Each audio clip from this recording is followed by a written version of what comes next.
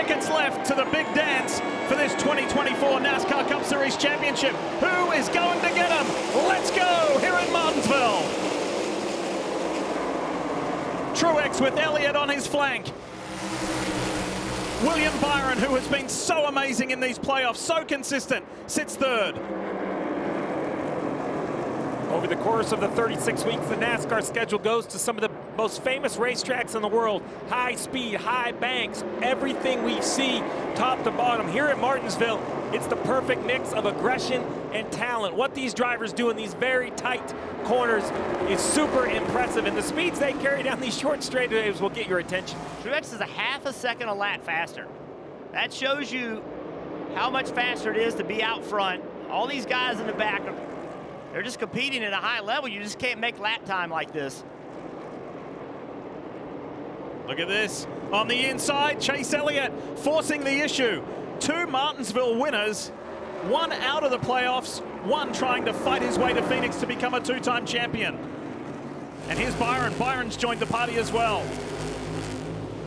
Truex almost allows him the bottom of the racetrack. Like, he likes the second lane. Like right there, enters in the second lane. In practice yesterday, Martin Truex said he really liked this race car, but he was concerned about the speed on a long run, and that's what we're starting to see right here. We're starting to see a change in who's good early versus who's good late. 41 laps in. Chase Elliott, first time we've seen a different race leader. First caution of the day is out, and it involves one of the potential championship for Christopher Bell, who sits highest on the points order coming into this race. He just got in the corner and the back end of the car came around. He's just loose. Contact with the 51, but not because of anything the 51 does. Watch this. He's just spinning out, and then he collects Corey LaJoie. That is not something we expected. I thought the 20 car would be marching forward, but he has been struggling with his race car. Let's get ready to hear the roar. Let's get things going again with 45 laps to go in stage one.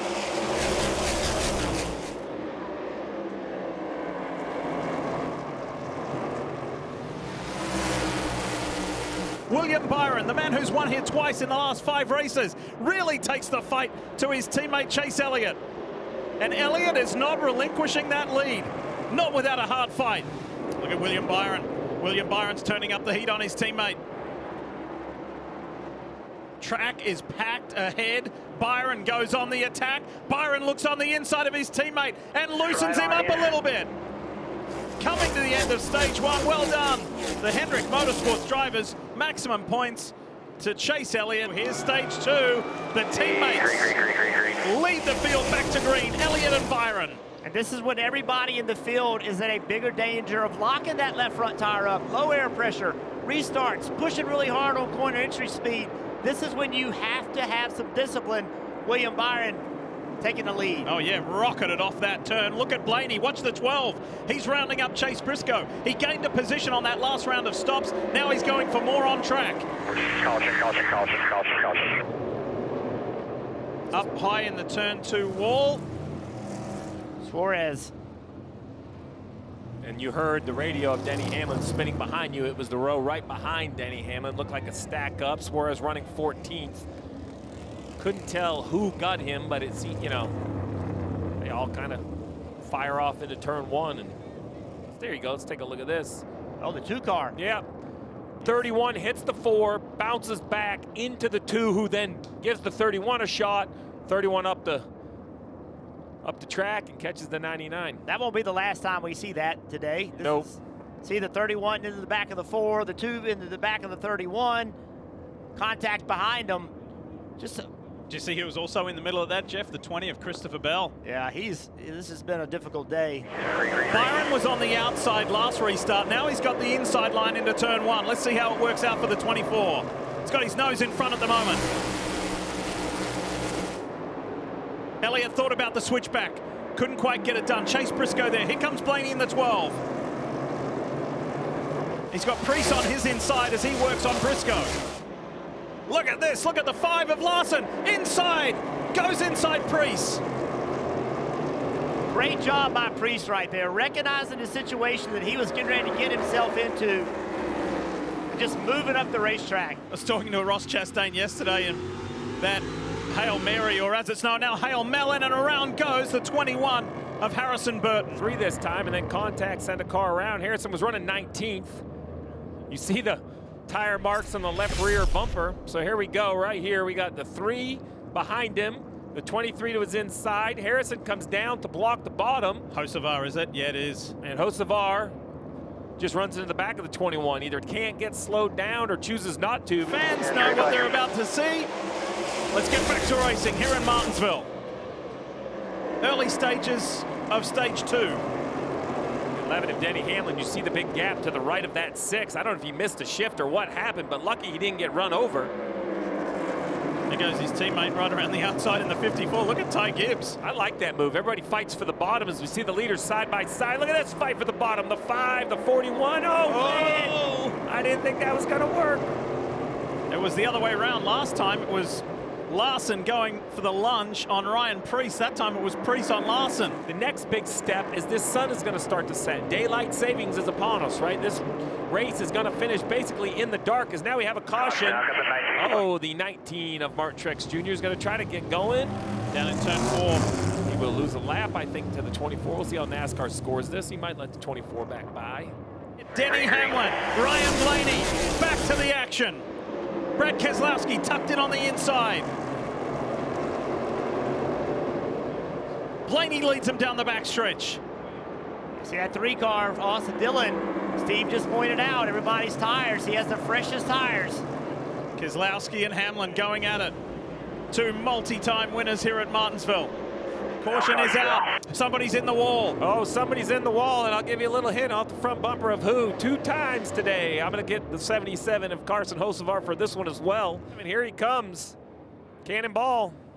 Oh, that was very similar to the Harrison Burton incident. Into Daniel Hemrick, then into Todd Gilliland. So this is going to be my critique of Carson Hocevar. He has everything I'm looking for in a young race car driver. He knows the go pedal, the loud pedal. He finds speed.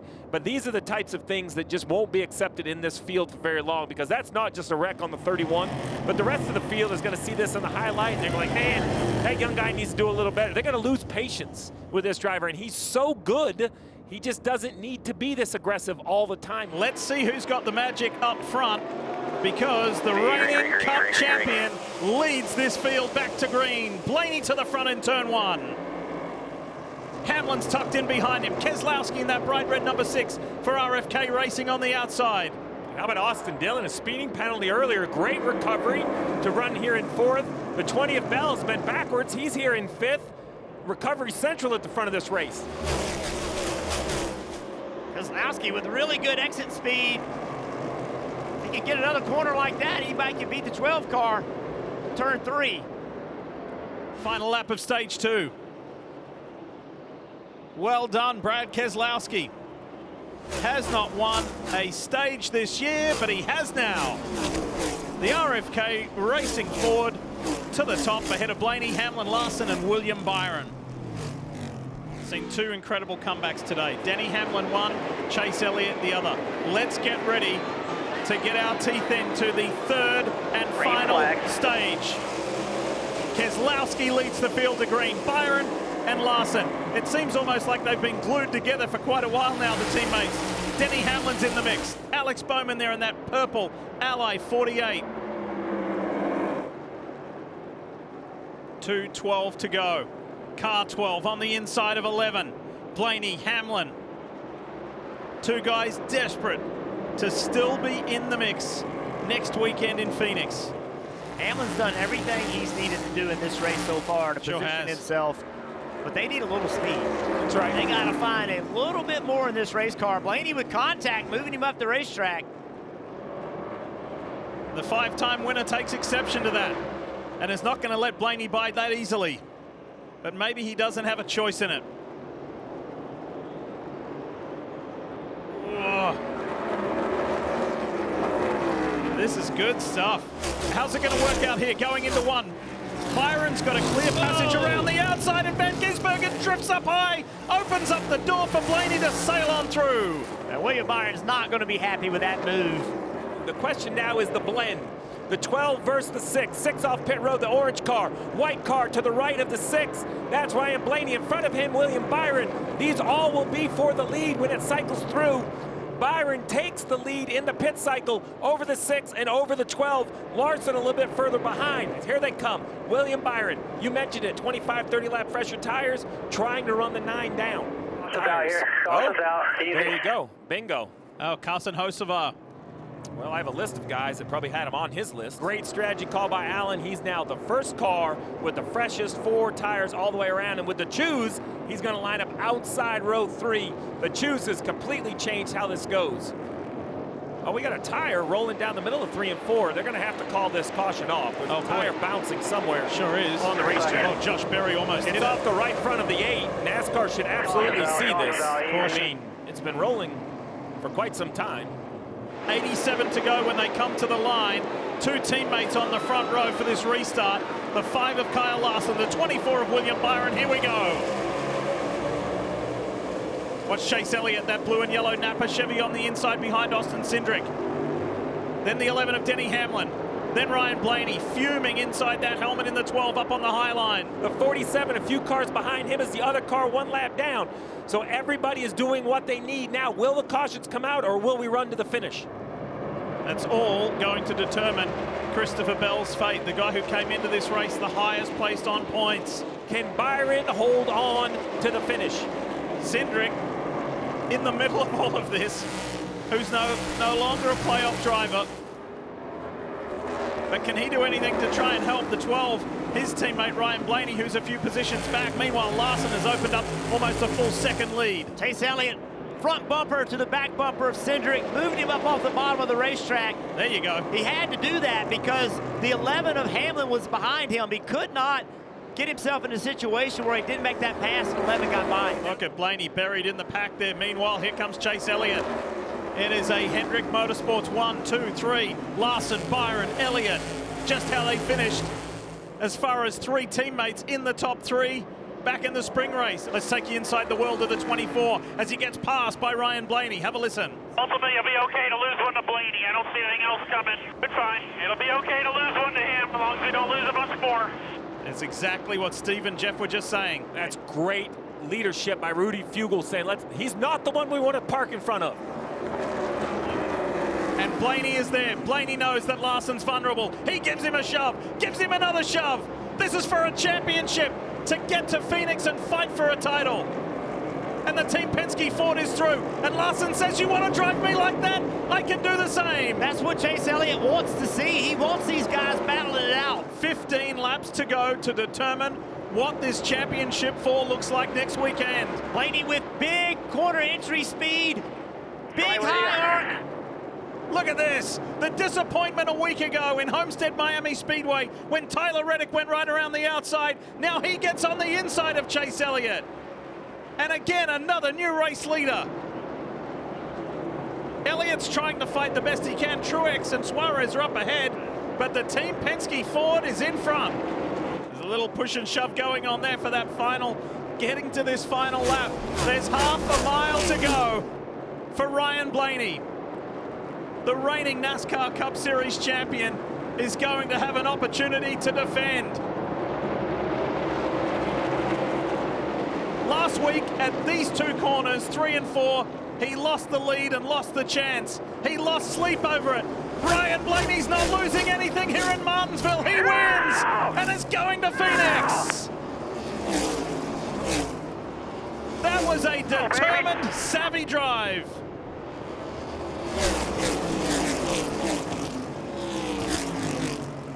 And look at that, right at the end, Christopher Bell drives his way in as well. This is it. Watch this, the 23 and the 20. He went for it, almost lost control, hits the wall, drives off the wall, sort of Ross Chastain-esque. What a drive by Blaney. Just unbelievable long run pace.